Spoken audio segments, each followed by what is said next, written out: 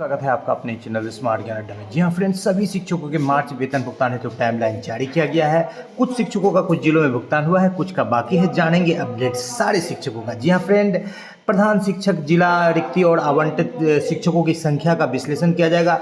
अच्छी खबर निकल करके आ रही है। मॉर्निंग विद्यालय में क्या होगा खास, सरकार ने क्या कुछ बनाया है नामांकन के लिए और सत्र प्रारंभ करने के लिए। खास अनुबंध कर्मियों को सेवा विस्तार का पत्र जारी किया गया। टीआरई 3 को प्रोविजनल नियुक्ति पत्र मिलेगा। विशेष शिक्षकों को वेतन संरक्षण के साथ पे फिक्सेशन का पत्र जारी हुआ है। एपीएफ से निकासी और हुआ है सरल।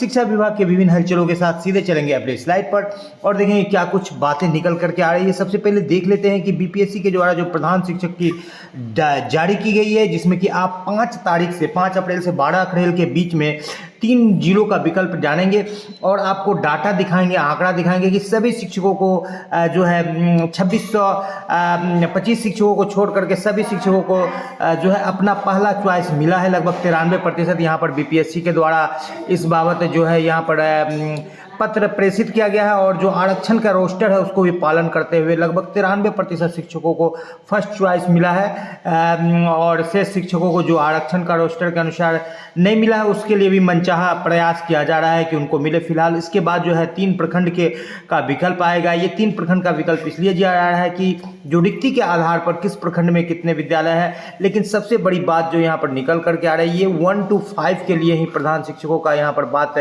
कही जा रही है, 6 to 8 के लिए नहीं कही जा रही है। तो प्राथमिक विद्यालयों की बात यहाँ पर कही जा रही है, 6 to 8 की बात नहीं कही जा रही है। ये एक बात निकल करके आ रही है। लेकिन कई कतिपय जो है जगह पर देखिए, जनरल में 10,081, ईबीसी में 10,056, बीसी में 7,245, ईवीडब्ल्यूएस में 4,028 और एससी में 8,041 और एसटी में 808।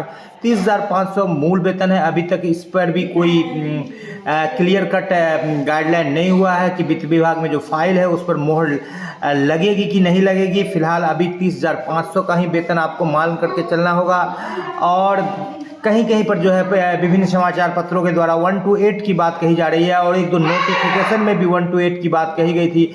लेकिन अब तक सरकार के द्वारा जो है कुछ क्लियर नहीं किया गया है। पीपीएफ अकाउंट में नॉमिनी जोड़ने के लिए नहीं देने होंगे पैसे और ईपीएफ ने ऑनलाइन क्लेम सेटलमेंट प्रक्रिया को बिल्कुल आसान बना दिया है। कैंसल चेक या खाता वगैरह को देने की जरूरत नहीं है। बिल्कुल आसानी से आप ईपीएफओ के अकाउंट में यूएएन नंबर से आप क्लेम कर सकते हैं। तो ये एक अच्छी खबर निकल करके आ रही है। और भी क्लेम को आसान किया जाएगा, एटीएम भी जारी किया जाएगा। इस बाबत प्राप्त जानकारी के अनुसार मार्च का वेतन अपडेट बता दें तो जिन जिलों में जो नियोजित शिक्षक हैं और जो पुराने नियमित शिक्षक हैं उनका जो वेतन भुगतान हुआ है और पटना से भुगतान की खबर है और भी कई जिलों के से आंशिक रूप से भुगतान की खबर है। लेकिन जिनका वेतन फंस गया है ट्रेजरी के चक्कर में, तो वो मार्च का वेतन भुगतान के लिए विशेष शिक्षक बीपीएससी टीआरई 1 2 का आवंटन 10 अप्रैल तक प्राप्त होगा।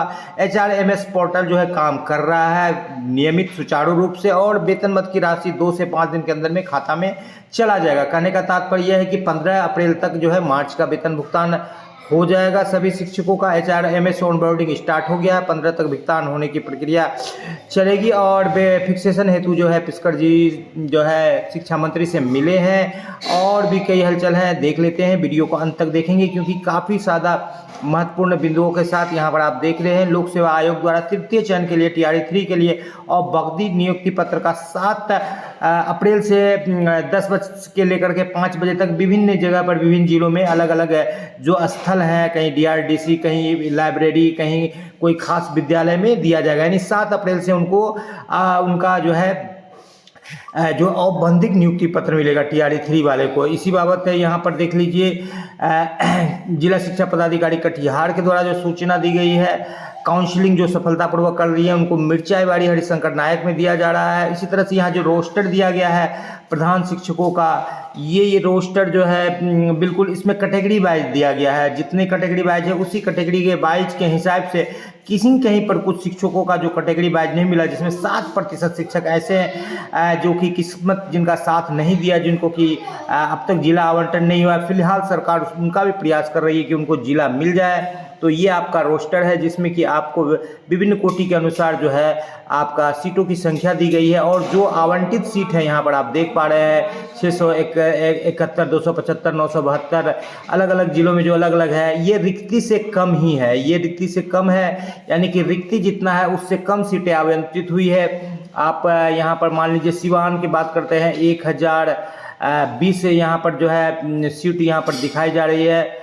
तो यहाँ पर सिवान की बात करेंगे तो सिवान को यहाँ पर आप देख रहे हैं 1167 है। इसी तरह से एक उदाहरण के तौर पर देखा गया तो हर एक जिला में जितने भी टीचर को जो है अपॉइंट अलॉट किया गया है जिला, वो रिक्ति की तुलना में कम है। ललित नारायण मिथिला विश्वविद्यालय के द्वारा जो है 2 वर्षीय 25-27 बीएड परीक्षा के लिए ऑनलाइन आवेदन की प्रक्रिया शुरू कर दी है और वेतन अपडेट 4 अप्रैल का यहाँ पर देख लीजिए। पटना के नियोजित शिक्षकों का भुगतान हो गया है। नियोजित शिक्षकों को कोई दिक्कत नहीं है क्योंकि उनका भुगतान प्रक्रिया सुचारू रूप से चलती आ रही थी।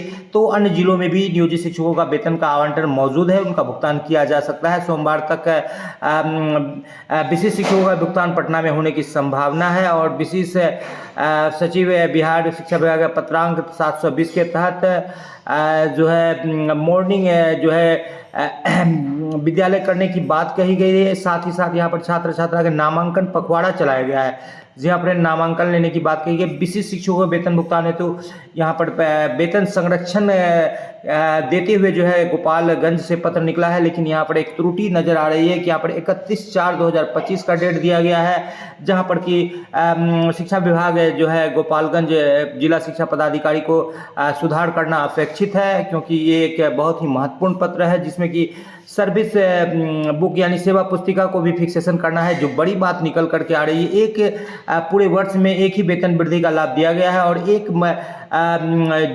जनवरी को जो ज्वाइनिंग किए हैं उनको जुलाई का नाम दिया गया है और 1 जनवरी से लेकर जुलाई तक ज्वाइन किए हैं उनको जो जनवरी का इंक्रीमेंट दिया गया है। लेकिन फिलहाल देखने वाली बात यह होगी जो जनवरी में इंक्रीमेंट ले लेते हैं तो जुलाई में सरकार देती है कि नहीं, ये आने वाले समय में जो सेवा पुस्तिका को अद्यतन फिक्सेशन किया जाएगा उसमें जो डेट अंकित किया जाएगा अगले वेतन वृद्धि का, उससे पूरी तरह से स्पष्ट हो पाएगा। फिलहाल सरकार के द्वारा जो बात कही गई, एक ही वर्ष में एक ही वेतन वृद्धि का देय होगा, तो कहीं ना कहीं जो है शिक्षकों को एक वेतन वृद्धि से वंचित रहना पड़ सकता है। जी हाँ फ्रेंड, मॉर्निंग विद्यालय में क्या कुछ है खास, तो यहाँ पर आप देख पा रहे हैं सभी दिन 6:30 से 12:30 बजे तक शिक्षकों के लिए चलेगी। 12:20 में छात्र अपने घर को चले जाएंगे और मध्यांतर 9 से 9:40 का समय होगा।